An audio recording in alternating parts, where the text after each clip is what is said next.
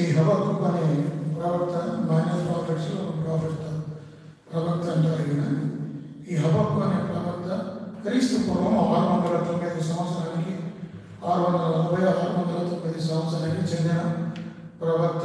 ఈ హబక్కుకు, నహూము, హబక్కుకు మరి వీళ్ళంతా సమకాలికులు. కాబట్టి ప్రవక్త హబక్కుకు గ్రంథం 3 అధ్యాయాలు మాత్రమే ఉంటుంది. ఈ 3 అధ్యాయాల్లో మొదటి అధ్యాయంలో ఆయన దేవుని ప్రశ్నిస్తున్నాడు, దేవుని క్వశ్చన్ చేస్తున్నాడు. 2వ అధ్యాయంలో దేవుడు ఆయనతో మాట్లాడుతున్నాడు. మొదటి అధ్యాయంలో ప్రవక్త దేవుడితో మాట్లాడితే 2వ అధ్యాయంలో దేవుడు ప్రవక్తతో మాట్లాడుతున్నాడు. 3వ అధ్యాయంలో మరి ప్రవక్త దేవుని ఆయన స్వరూపాన్ని, ఆయన ప్రత్యక్షతను చూసి ఎంతో భయపడిపోతాడు. భయకంపితుడై ప్రార్థన చేస్తాడు, ఆరాధన చేస్తాడు. మొదటి అధ్యాయంలో ప్రవక్త అయిన హబక్కుకు దేవుని ప్రశ్నిస్తాడు. 2వ అధ్యాయంలో దేవుడు ప్రవక్తతో మాట్లాడతాడు. 3వ అధ్యాయంలో హబక్కుకు ప్రార్థన, ఆరాధన మనం చూస్తాము.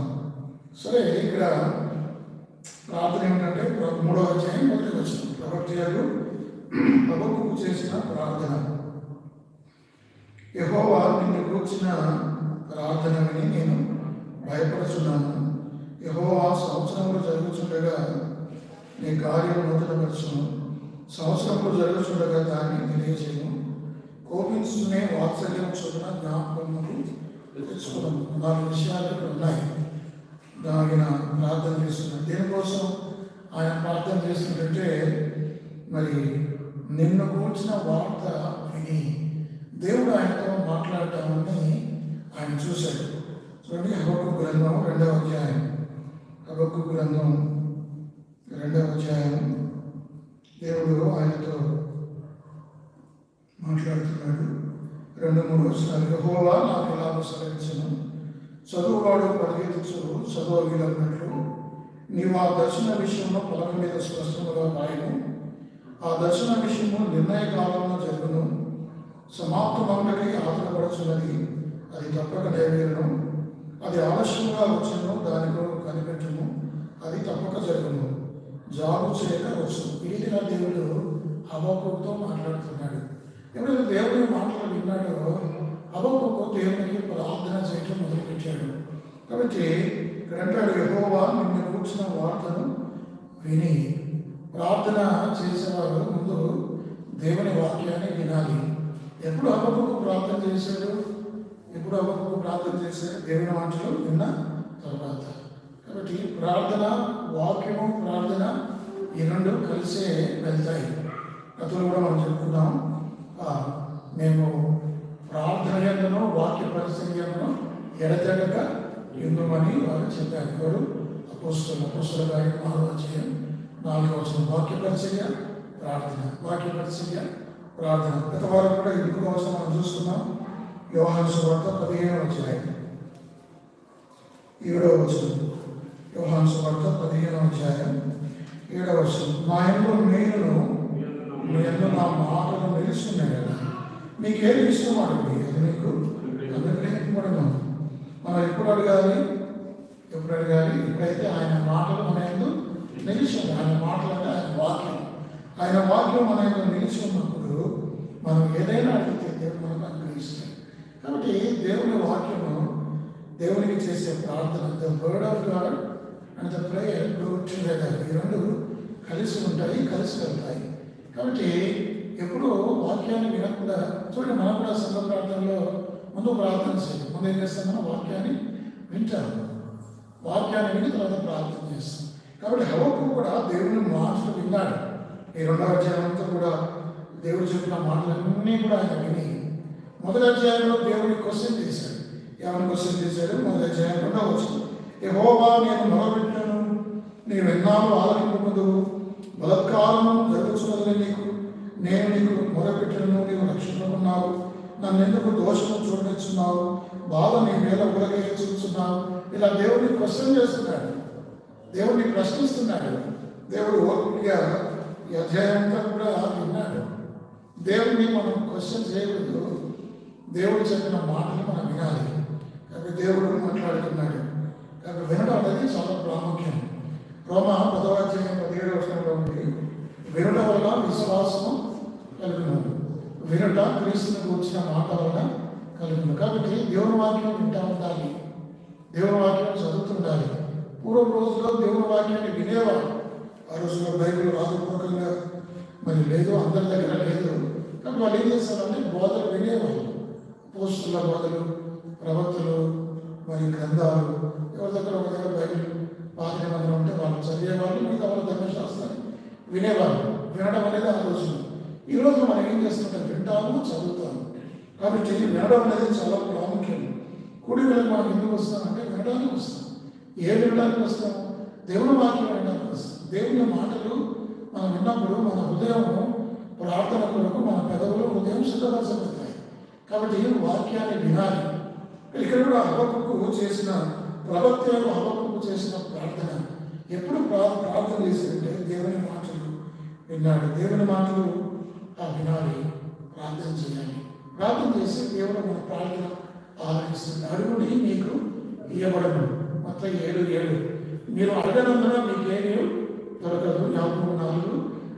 కాబట్టి దేవుని మనం అడగాలి, ప్రార్థన చేయాలి. కాబట్టి అన్ని విషయాలు ప్రార్థన చేయాలి. ఏదో ఎమర్జెన్సీగా మాత్రమే కాదు. 108 మనం కాల్ చేస్తాం, ఎమర్జెన్సీలో కాల్ చేస్తాం. అట్లా ఎమర్జెన్సీ ప్రేయర్ చేయకూడదు.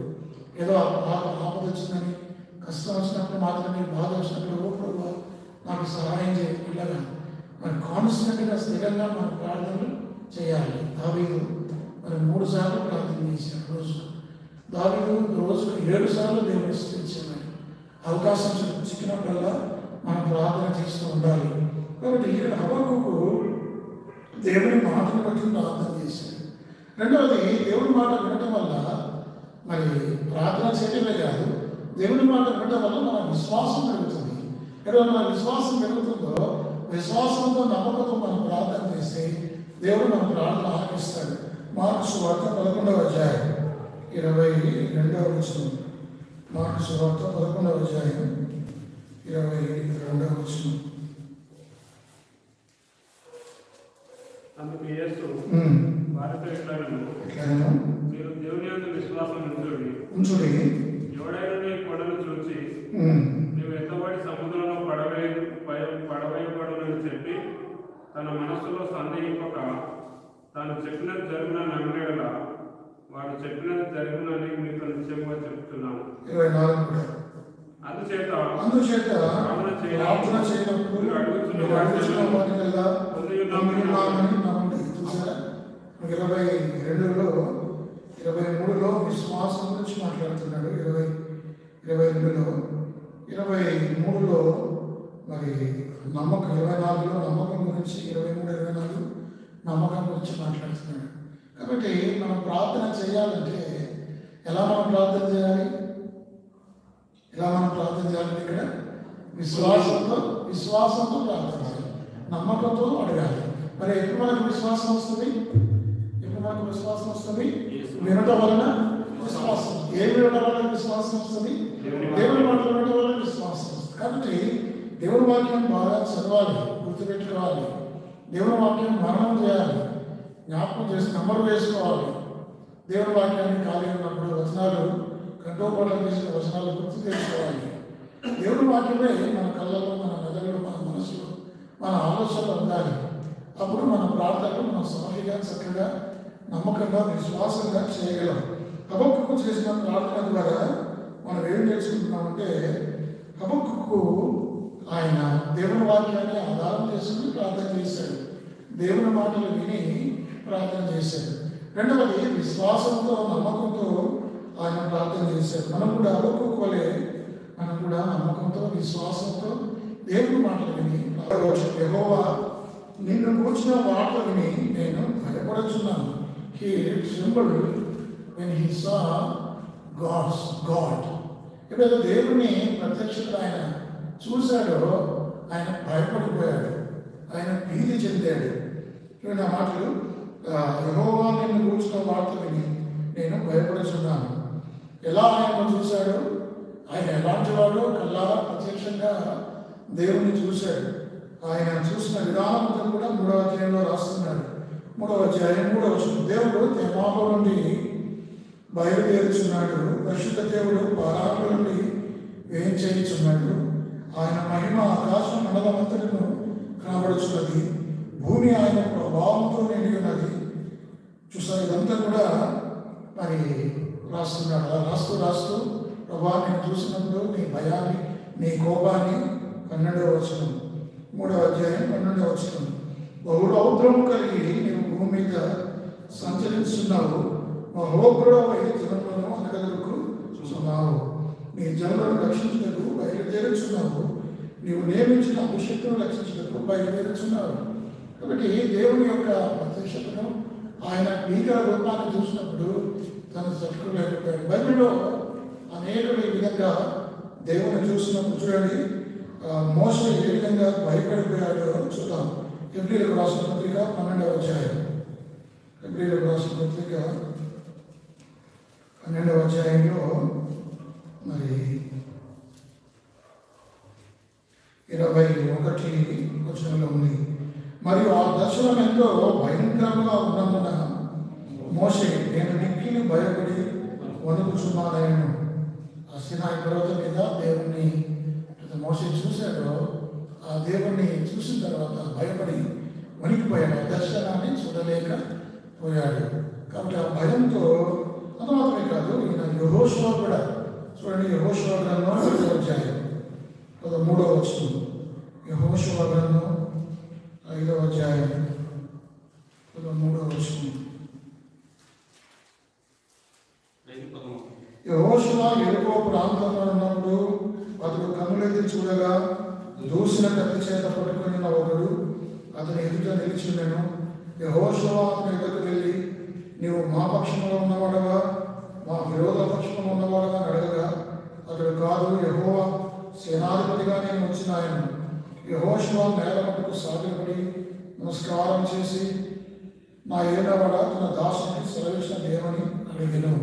సాగిలపడ్డాడు.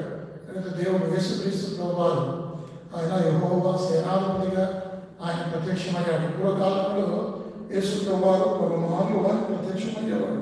ఇక్కడ ప్రత్యక్షమైంది యెహోవా సేనాధిపతిగా యేసు ప్రభువారు ప్రత్యక్షమయ్యాడు. ఆయన ఒక మరి అవన్నీ కూడా అవన్నీ డాలు అవన్నీ ధరించుకొని ఒక సైనికుడిగా ఆయన సైన్యాధిపతిగా ప్రభు యేసుక్రీస్తు వారు నిలబడినప్పుడు మరి సాగిలపడ్డాడు. దేవుడు నిలుచున్న స్థలము పరిశుద్ధమైన, అందుకు యెహోవా సేనాధిపతి 15వ వచనం, అందుకు యెహోవా సేనాధిపతి, ఎవరైనా యెహోవా సేనాధిపతి యేసుక్రీస్తు చెప్తున్నాడు, నీవు నిలుచున్న ఈ స్థలము పరిశుద్ధమైనది, నీ పాదరక్షను తీసివేయమని యెహోషువతో చెప్పగా యెహోషువ అలాగూ చేశాడు. యెహోషువ కూడా దేవుణ్ణి కళ్ళతో చూసినప్పుడు, ఆయన భీకర రూపాన్ని చూసినప్పుడు ఆయన సాగిలపడ్డాడు. దావీదు కూడా అలాగే చేశాడు.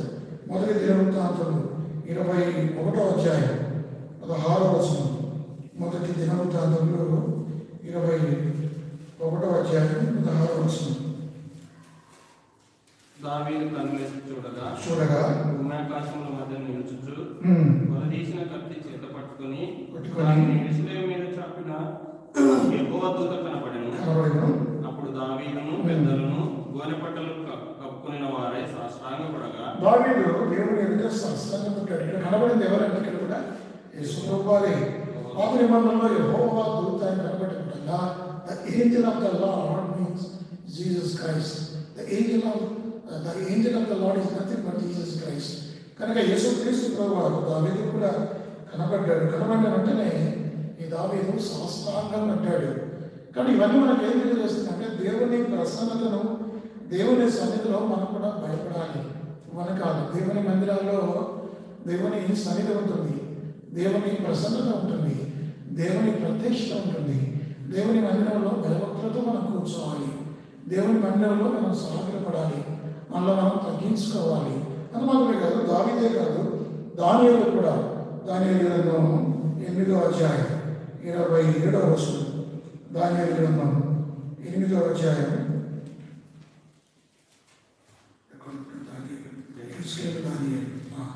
8:27.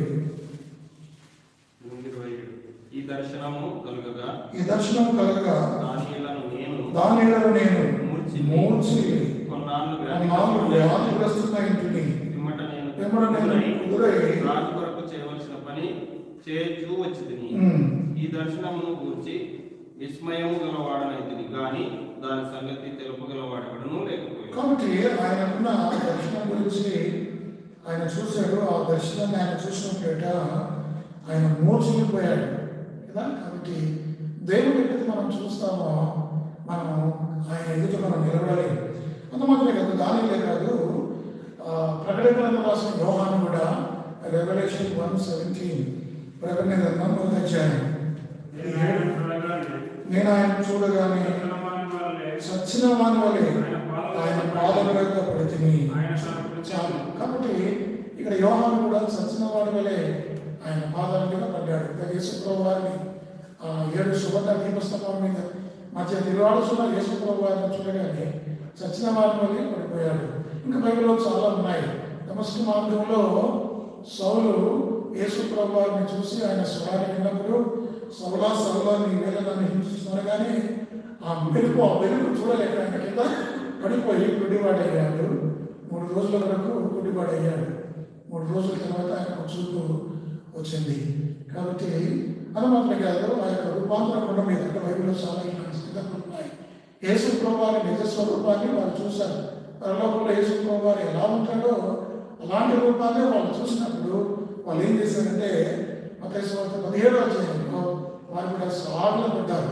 చూడండి ఆ మాటలో వాళ్ళు ఎలా, వాళ్ళ పరిస్థితి ఎలా ఉంది. మత్తయి సువార్త 17వ అధ్యాయం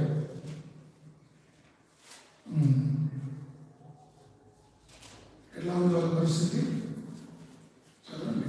శిష్యులు ఈ మాట విని బోర్లబడి మిక్కిలి భయపడగా చూడండి, మిక్కిలి భయపడ్డారు.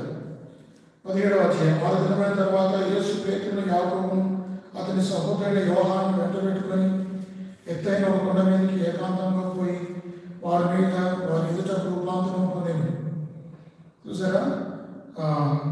ఇప్పుడు ఎప్పుడైతే ఈ ప్రత్యక్షతను వాళ్ళు చూశారో ఇక వారు ఎంత భయపడిపోయారంటే ఎక్కడ మాట 6వ వచనం శిష్యులు ఈ మాట విని బోర్లబడి మిక్కిలి భయపడ్డారు. చూసారా? కాబట్టి దేవుని ప్రసన్నతను వాళ్ళు చూశారు. చెప్పిన భక్తులందరూ కూడా హబక్కూకు కూడా దేవుని చూశాడు, భయపడిపోయాడు, తన హృదయంలో ఉప్పొంగిపోయాడు, దేవుని ప్రత్యక్షతను చూశాడు. కాబట్టి దేవుని దర్శనాన్ని ప్రత్యక్షతను మనం చూడాలి. ఎలా మనం దేవుని ప్రత్యక్షత చూస్తాం, దర్శనాన్ని చూస్తాం అంటే పూర్వ రోజుల్లో వలె దేవుడు దర్శనాల వలె కళల్లో కనబడడు. దేవుని యొక్క ప్రత్యక్షత, దేవుని యొక్క దర్శనం ఈ రోజుల్లో దేవుని వాక్యంలో ఉంటుంది. కాబట్టి దేవుణ్ణి మనం వాక్యం ద్వారా చూడాలి, దేవుణ్ణి మనం అనుభవించాలి. యెహోవా ఉత్తమని రుచి చూసి తెలుసుకోవాలి, ఆయన సన్నిధిని అనుభవించాలి. ఆయన సన్నిధి, ఆయన ప్రసన్నత 27వ అధ్యాయం కీర్తన గ్రంథం 4వ వచనం దేవుని యొక్క ప్రసన్నతను మనం చూడాలి. 27:4 కీర్తన గ్రంథం 27 ఒక వరం అడిగితే వెతుకుచున్నాను, యెహోవా ప్రసన్నతను చూచుటకును ఆయన ఆలయంలో ధ్యానించుటకును. కాబట్టి దేవుని మనం చూడాలంటే ఎక్కడ చూస్తాం? దేవుని మందిరంలో చూస్తాం. దేవుని మందిరంలో దేవుని సన్నిధి మనకు ఉంటుంది. దేవుని మందిరంలో ఆయన ప్రసన్నతను నేను చూచుటకు, యెహోవా ప్రసన్నత చూచుటకు నేను మందిరానికి వెళ్తున్నానని ఎవరు భక్తుడైన దావీదు కూడా సెలవిస్తున్నాడు. కాబట్టి ఎప్పుడైతే ఈ సందర్భాన్ని చూశాడు భయపడిపోయాడు, ప్రార్థన చేశాడు. కాబట్టి దీన్ని బట్టి మనం ఎలా చేయాలి? రెండవ మాట ఏంటంటే మనం ఎలా ప్రార్థన చేయాలంటే దీనిలోనై తగ్గించుకొని మనం ప్రార్థన చేయాలి. తగ్గించుకొని మనం ప్రార్థన చేయాలి. బైబిల్లో ఉంది దేవుని యొద్దకు రండి అప్పుడు ఆయన మీ యొద్దకు వచ్చును. ఆ మాటలు యాకోబు 4:8లో ఉంటాయి. యాకోబు 4:10 ఏముంటాయంటే దేవుని యొక్క తగ్గించుకున్నాడు అప్పుడు ఆయన మిమ్మల్ని హెచ్చించును. కాబట్టి ఈ ప్రవక్త ఈ భయపడడం అనేది మనకేం తెలుస్తుంటే మనం కూడా దీనిలోని తగ్గించుకొని దేవుని సన్నిధిలో, దేవుని మందిరంలో ప్రార్థన చేయాలి. దేవుడు అక్కడ యాకోబు పత్రికలో మాట్లాడారు, దేవుడు అహంకారం ఎదిరించి దీనికి కృప అనుగ్రహించి. కాబట్టి దేవుడు కృప ఎవరికి వస్తుంది? తగ్గించుకునే వారికి వస్తుంది. దేవుని బిడ్డలుగా మనం తగ్గించుకోవాల్సిన అవసరం ఉంది. చూడండి యెషయా గ్రంథం 66వ అధ్యాయం రెండవ వచనం యెషయా 66:2 వచనాలు తీయాలి చెప్పినప్పుడు. యెషయా 66 అధ్యాయం. అవన్నీ నా హస్తకృత్యములు, అవి నా వల్ల ఎవడు దీనుడై అసలు ఎవడు దీనుడై నలిగిన హృదయం గలవాడై విని పలుకుచున్నాను వారినే నేను దృష్టించున్నాను. దేవుని యొక్క దృష్టి ఎవరి మీద ఉంటుంది? దేవుని యొక్క ప్రసన్నత ఎవరికి దొరుకుతుంది అంటే ఎవరైతే నలిగిన హృదయంతో తగ్గించుకుంటారో, ప్రార్థన చేస్తారో వారిని దేవుడు వారి ప్రార్థనలు ఉంచాడు. లుకాసు 18వ అధ్యాయంలో 2 వ్యక్తులు ప్రార్థన చేశాడు. ఒకడేమో హెచ్చించుకున్నాడు పరిచయుడు, మరొకడేమో శుక్ర ఏం చేశాడు? తగ్గించుకున్నాడు. కాబట్టి అతని ప్రార్థన ఆలకించబడింది, నీతిమంతులుగా తీర్చబడ్డాడు. అప్పుడు యేసుప్రభువు ఒక మాట అన్నాడు, తను తగ్గించుకున్నవాడు హెచ్చించుకున్నవాడు తగ్గించబడ్డాడు. కాబట్టి ప్రార్థన రెండవదిగా ప్రార్థన చేసే విధానం ఎలా అంటే ఒక్కొక్క ద్వారా మనం ఏం నేర్చుకున్నాం అంటే, మొదటిగా మనం నేర్చుకున్నాం దేవుని వాక్యాన్ని ఆధారం చేసుకుని దేవుని చిత్తాన్ని బట్టి ప్రార్థన చేయాలి. దేవుని మాటలు మనం నమ్మి విని దేవుని యొక్క విశ్వాసం నుంచి ప్రార్థన చేయాలి. రెండవది దేవుని ప్రసన్నతను దేవుని మందిరంలో సాగిలో తగ్గించుకొని వినయ మనసు కలిగి విరిగిన హృదయంతో మనం తగ్గించుకొని ప్రార్థన చేస్తే దేవుడు మన ప్రార్థన ఆలకిస్తుంది. రెండవది. ఇక మూడవది చూడండి, హబక్కూకు గ్రంథం 2వ అధ్యాయం మధ్య భాగం. యెహోవా సంవత్సరంలో జరుగుతుండగా నీ కార్యము నూతనపరచును, సంవత్సరంలో జరుగుతుండగా దాన్ని తెలియచేయము. కాబట్టి దేవుడు మన జీవితంలో అనేకమైన సంవత్సరాలు వెళ్ళిపోతూ ఉన్నాయి. చూస్తుండగానే సంవత్సరాలు వెళ్ళిపోయాయి. ఎన్నో సంవత్సరాలు వృధాగా గడిపాయి. మనం వెనక్కి తిరిగి చూస్తే, అయ్యో ప్రభా, నా జీవితంలో ఎన్ని సంవత్సరాలు వెళ్ళిపోయాయి, ఎన్ని సంవత్సరాలు వృధాగా కాలయాపన చేశాను, ప్రభా నన్ను క్షమించు, కాలంలో వ్యర్థం చేశాను, మరి అవకాశాలు పోగొట్టుకున్నాను. కాబట్టి ఇప్పుడు జీవిస్తున్న ఈ నమ్మకము, ఈ విశ్వాసము ఒక 10 ఏళ్ల క్రితం నుంచి నేను ప్రారంభిస్తే, ఒక 20 ఏళ్ల నుంచి నేను నమ్మకంగా జీవిస్తే, నీలో నేను ఎంత ఫలించేవాను, ఎంత ఆత్మీయంగా వృద్ధి చెందేవాను, ఎంతమందికి ఆశీర్వాదంగా ఉండేవాను, నాకు, నా కుటుంబానికి, నా సంఘానికి నేను ఆశీర్వాదంగా ఉండేవాడిని. ప్రభా, నీవు నాకు ఇచ్చిన కాలాన్ని, సమయాన్ని వ్యర్థం చేశాను అని మనం క్షమాపణ అడగాలి. దేవుడు నూతన సంవత్సరంలో మనం ప్రవేశపెట్టాడు. నూతన కార్యము, ప్రభా నా జీవితంలో నూతన కార్యం జరిగించు. ఏదైతే నువ్వు ప్రారంభించావో ప్రభా, ప్రారంభించిన కార్యాన్ని మానివేయకు ప్రభా, అది కొనసాగించు అని ఇక్కడ రివైవల్ గురించి మాట్లాడుతున్నాడు. నన్ను నూతన పరుచు, నన్ను ఉజ్జీవింపచేయని కీర్తనకారుడు హబక్కూకు ప్రార్థన చేస్తున్నాడు. దేవుని బిడ్డలమైన మనం ఉద్యోగం కొరకు ప్రార్థన చేయాలి. పడిపోయిన స్థితిని, మన ప్రాచీన స్థితిని విడిచిపెట్టాలి. దేవుని ఎందుకు తిరిగి రావాలి, మన తప్పిదాలను ఒప్పుకోవాలి. ప్రభు మరలా నూతన పరిచయ విధంగా ప్రార్థన చేయాలి. నూతన మనస్సు, చాలాసార్లు బైబిల్లో ఈ మాటలు చెప్పాడు. యెహెజ్కేలు గ్రంథం 36వ అధ్యాయం. యెహెజ్కేలు గ్రంథం 36వ అధ్యాయం 26వ వచనం. యెహెజ్కేలు నూతన హృదయము మీకు ఇచ్చేదను, నూతన స్వభావం రాతిగుండె మీలో నుండి తీసివేసి మాంసపు గుండెను మీకు ఇచ్చేదను. అది అట్లా ప్రార్థన చేయాలి. ప్రభా, నూతన సంవత్సరంలో నేను ప్రవేశించాను, మొదటి సంఘ ప్రార్థనలో నేను ఉన్నాను. ప్రభా, నా కఠినమైన హృదయం, నా హృదయం నన్ను మోసం చేస్తుంది. హృదయం అన్నిటికంటే మోసకరమైనది, అది అన్నిటికంటే ఘోరమైనది, వ్యాధి కలదు. కాబట్టి ప్రభా, నా యొక్క మోసపూరితమైన హృదయం నుంచి నన్ను విడిపించండి. ప్రభా, నా హృదయాన్ని నూతనపరచండి. నూతన హృదయం మీకు ఇచ్చాను, నూతన స్వభావం మీకు కలుగజేస్తున్నాను. రాతి గుండ మీలో నుండి తీసివేసి మాంసం గుండెను మీకు ఇచ్చేదను. కాబట్టి దేవుడు నూతన పరచాలి. ఇప్పుడు నూతన క్రియ మన జీవితంలో నూతన క్రియ దయచేయి. మనం ప్రార్థన చేయాలి. ప్రభా, నన్ను నూతన క్రియ నాలో అనుగ్రహించు. కాబట్టి నూతన క్రియ 3వ అధ్యాయం. He prayed because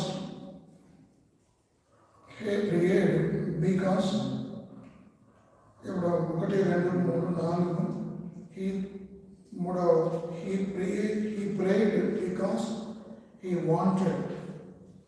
మీకు 4 విషయాలు నేను మీకు చెప్పాలనుకుంటున్నాను. మొట్టమొదటి వచనం ఏంటంటే ఆయన వాక్యాన్ని బట్టి మనం ప్రార్థన చేయాలి. అది మొదటి సంగతి.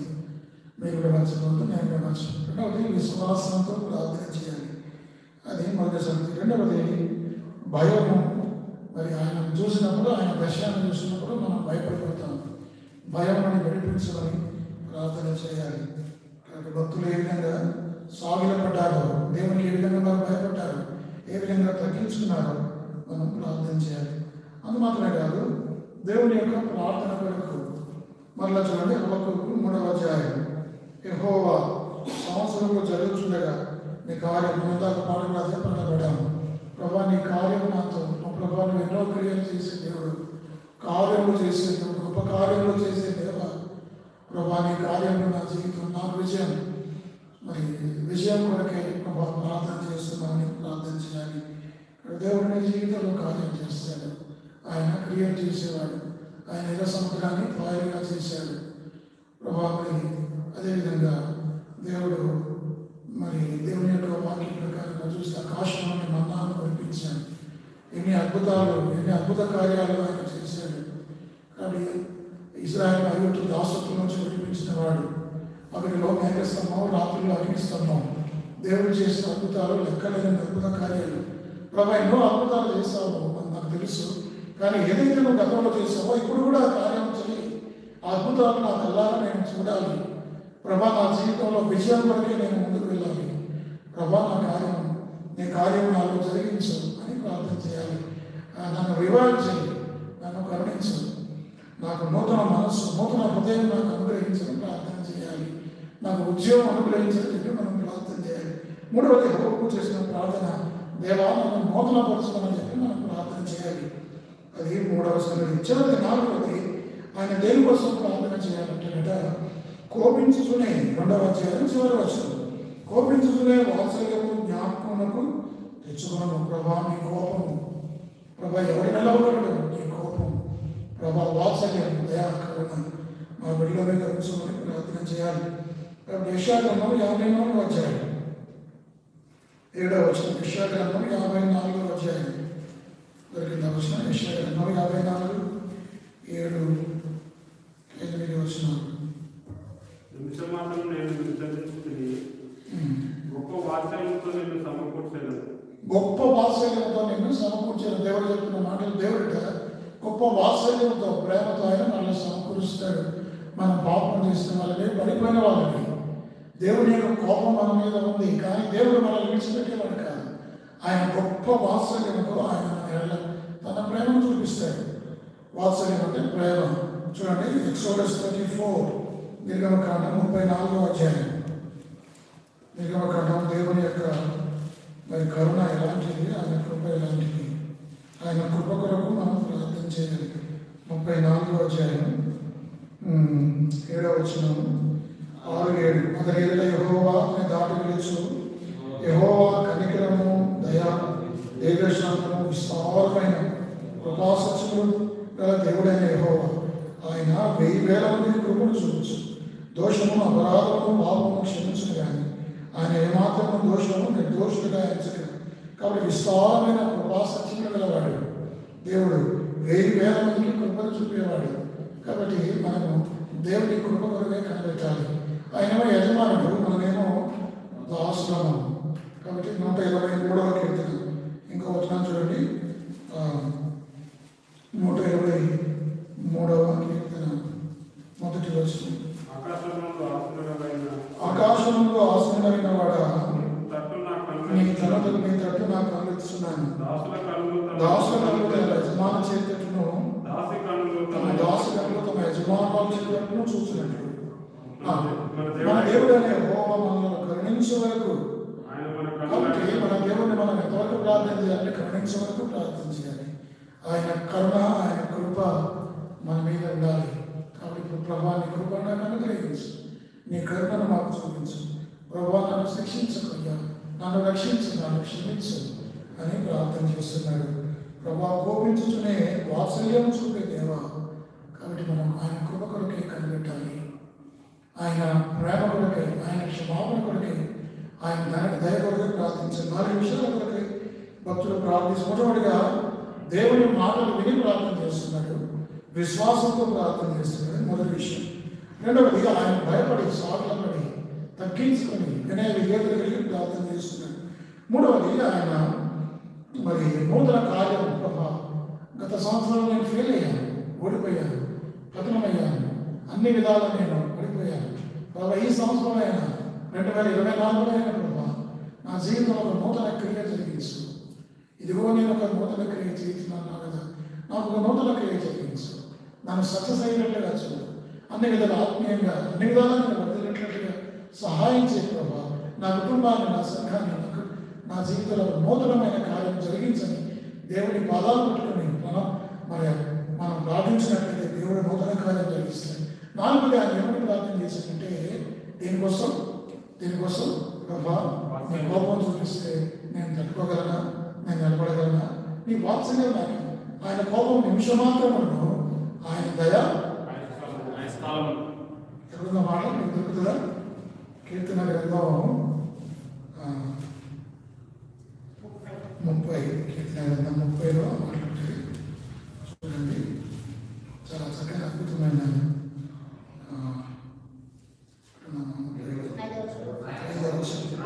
ఆయన కోపం నిమిషమాత్రమును, ఆయన దయ ఆయుష్కాలమంతా. చూసారా, ఒకవేళ దేవుని కోపమే ఆయుష్కాలం ఉంది, ఆయన దయ నిమిషమాత్రం ఉంటే రివర్స్గా ఉంటే మనం ఒక్కడనో వెళ్ళాం, అందరినీ ఉగ్రత తెచ్చిపోతాం. కాబట్టి దేవుని కోపం అంట ఎంతసేపు ఉంటుంది? మనం కూడా మన పిల్లలు కోపడతాం, ఎంతసేపు ఉంటుంది ఆ కోపం? కొద్దిసేపే. అంటే నేను చాలు తండ్రి తన కుమారుడు జాలిపడినట్లు, ఒకరి తల్లి మాని ఆదరించినట్లు. దేవుడు ఆయన కోపం అంటారు నిమిషమే. మన తప్పు చేసినప్పుడు, పాపం చేసినప్పుడు దేవుడు కోపడతాడు, శిక్షిస్తాడు. కానీ వెంటనే ఆయన ఏం చేస్తుందంటే, ఆయన దయ ఆయుష్కాలం, ఒక జీవితకాలం అంతా ఆయుష్కాలం. ఒక ఆయుష్కాలానికి ఒక నిమిషానికి ఎంత తేడా? ఒక ఆయుష్కాలంలో ఎన్నో వంతు నిమిషం అనేది మనం లెక్క పెట్టలేదు. అంత దయగలవాడు మన దేవుడు.